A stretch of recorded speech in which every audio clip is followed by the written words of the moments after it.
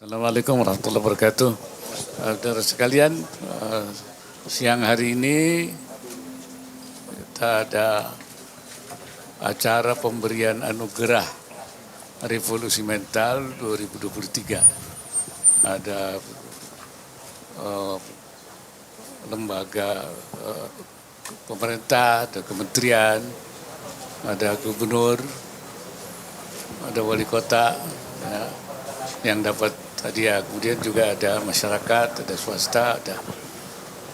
Ini merupakan acara yang diselenggarakan oleh Pak Menko PMK di dalam rangka tentu mendorong lebih baik lagi ya kegiatan-kegiatan yang terkait dengan pelayanan, ya, dengan semangat untuk melakukan kegiatan-kegiatan positif. Ya, bahkan juga ada sekolah, ya tadi SMA ya, juga dapat ya gerakan koperasi, ada semua, bahkan juga lembaga-lembaga keagamaan, ya dari NU, dari Muhammadiyah, jadi lengkap sekali. Nah, mungkin Pak Menko lah, saya minta untuk memberi penjelasan tambahan. Izin, terima kasih Bapak Wakil Presiden. Rekan-rekan sekalian, jadi pemerintah itu sejak pemerintahan awal periode pertama dari Bapak Joko Widodo itu ada program unggulan yaitu yang disebut dengan GRM, Gerakan Revolusi Mental.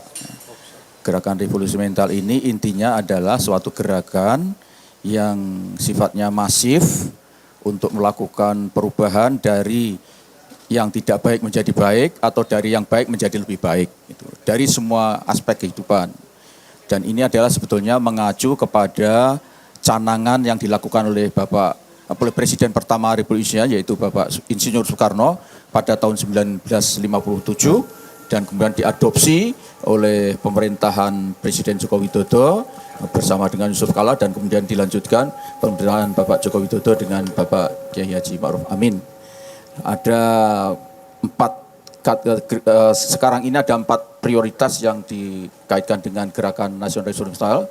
Pertama yaitu gerakan Indonesia Melayani, yang itu menjadi tanggung jawab dari Pak Menpan RB. Kemudian ada gerakan Indonesia Bersih, itu menjadi domain atau wilayah tanggung jawab dari Pak Menteri Menko Marinvest. Kemudian ada gerakan Indonesia Bersatu, yang itu menjadi prioritas dari Kementerian Dalam Negeri, menjadi tanggung jawab dari Kementerian Dalam Negeri. Dan yang terakhir itu adalah gerakan Indonesia Mandiri, yang itu di bawah Kemenko Ekonomi. Sedangkan yang bertindak sebagai koordinator itu Menko PMK dan sebagai pengarah, ketua pengarah itu adalah Bapak Wakil Presiden. Dan hari ini adalah merupakan untuk ketiga kalinya pemerintah memberikan penghargaan kepada instansi, kepada organisasi sosial keagamaan, kemudian juga lembaga-lembaga pendidikan, lembaga-lembaga sosial kemasyarakatan yang berkaitan dengan keempat aspek tersebut. Dan ini tadi mudah-mudahan bahkan bisa menjadi inspirasi dan juga mendorong untuk masyarakat luas bisa mengikuti contoh-contoh dan praktek baik itu. Terima kasih. Oke, masih ada mau ditanyakan kaitan dengan ini? Iya. Izin Abah, saya Nadia dari kumparan.com. Ini masih terkait dengan soal revolusi mental. Tadi sudah dijelaskan, ini kan berawal dari Presiden Soekarno, lalu dilanjutkan lagi oleh Presiden Jokowi sejak 2014. Tapi kenyataannya saat ini di jalanan para pejabat TNI, Polri ini ugal-ugalan mengambil jalur lalu lintas yang salah, memanfaatkan plat dinas untuk mengambil jalur-jalur yang tidak semestinya, menerabas lampu merah, dan terkesan tidak menjadi teladan.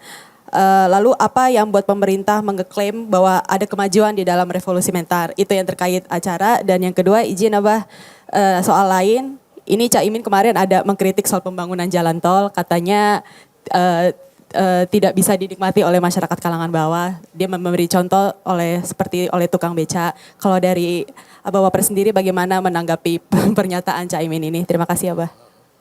Saya kira revolusi mental itu kan memang bukan kayak membalik tangan begitu kan. Beda. Kalau membangun jalan itu kan kelihatan. Mental ini kan melakukan perubahan-perubahan ke arah yang lebih baik. Ya. Bahwa masih ada, saya kira itu. Tetapi bahwa ada kemajuan itu gerakan-gerakan melayani, gerakan-gerakan bersih, persatuan, itu mulai kesadarannya makin tinggi. Karena itu pemberian anugerah ini merupakan ukuran adanya kemajuan-kemajuan itu.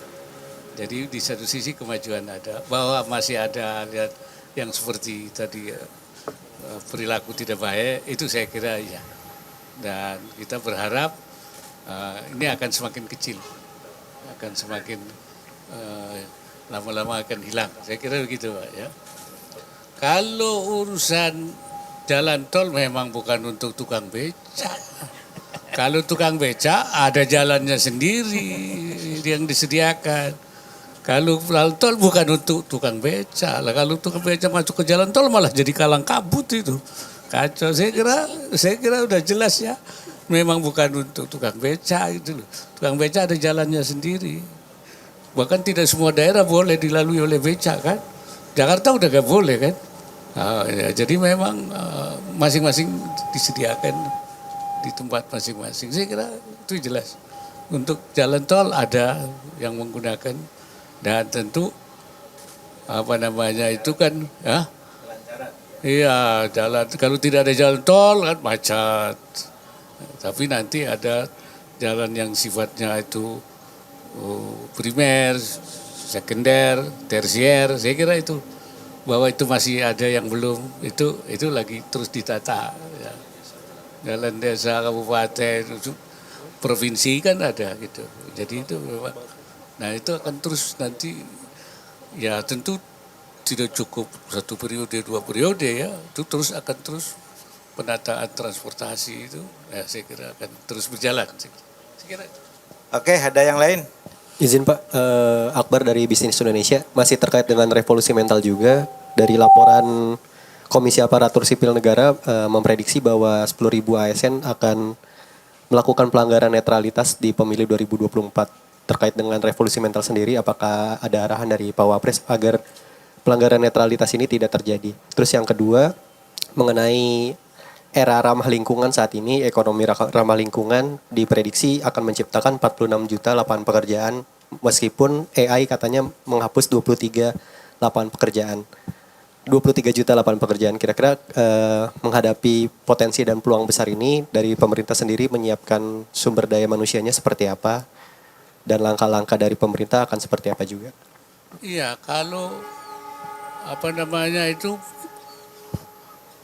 untuk masalah soal netralitas, saya kira sudah ada undang-undangnya, sudah ada aturannya untuk ASN itu netral ya. Dan karena itu pemerintah terus menyerukan ya supaya TNI Polri, ASN itu netral. Dan supaya pemilu berjalan aman, tertib, ya, jujur, bersih, dan semuanya itu saya kira. Untuk itu maka ada pengawas, ada Bawaslu, kemudian ada juga tentu selain KPU ada Bawaslu, ada lagi DKPP ya. Nah, jadi kita harapkan bahwa semua lembaga-lembaga pengawas itu berfungsi dengan baik untuk mencegah terjadinya dan semua mengawal. Saya kira itu. Ya, mengenai lapangan kerja, ya kita ya bersyukur bahwa akan tercipta sekian banyak lapangan kerja. Kalau pemerintah sudah lama melakukan pelatihan-pelatihan SDM, baik melalui skilling, upskilling, reskilling, itu kan karena apa? Karena memang adanya perkembangan teknologi, perubahan-perubahan itu kan tidak semua pekerja yang sudah ada itu mampu dia mengisi. Jangan sampai nanti lowongan kerja ada tapi tidak ada yang mampu mengisi. Nah untuk itu disiapkan, yaitu mengenai skilling itu, pelatihan-pelatihan pendidikan vokasi ya di mana-mana, dan itu saya kira sekarang berjalan, bahkan pusat pelatihan itu ada di mana-mana, BLK itu bahkan di semua daerah, bahkan di pesantren-pesantren dibuat BLK, ada BLK yang ukurannya besar ya.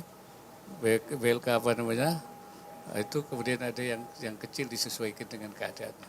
Saya kira antisipasi pemerintah sudah seperti itu. Jadi ada yang BLK, ada yang memang pendidikan formal, ya politeknik yang disiapkan, SMK itu. Saya kira itu. Oke, cukup ya. Oh, Satu masih. lagi Abah izin mohon maaf. Iya. Dian dari Kompas.com izin Abah. Saat ini salah satu ketum parpol sedang menjadi sorotan karena diduga menghina ibadah sholat ketika beliau sedang berpidato. Dengan narasinya banyak yang tidak mengucapkan amin usai surat Al-Fatihah. Ada pesan atau imbauan tidak Abah dari pidato-pidato seperti itu kepada masyarakat, menyikapinya seperti apa? Nah, kita ini jangan kayak kanak-kanak lah. Urusan amin itu kan tidak berarti caleg ya. Amin itu dari dulu sudah ada. Kalau orang bilang waladhdallin ya mesti amin ya. Terus apa diganti? Ya nggak mungkin lah. Dan itu semua orang tahu kok. Apa diganti kubur? Saya kira itu nggak usah lah kita soal seperti itu ya. Apa ya? Jangan seperti kanak-kanak lah kita itu. Alergi terhadap masalah yang sebenarnya ya bukan untuk itu kan. Amin itu bukan untuk calon itu, tapi menjawab ucapan kalau orang sholat waladhdallin ya mesti amin. Apa lo enggak mesti di ngomongnya apa? Iman apa dibalik begitu? Ya tentu tidak betul. Ya tetap amin. Saya kira sebaiknya tidak menjadi isu yang Terima kasih. Assalamualaikum warahmatullahi wabarakatuh.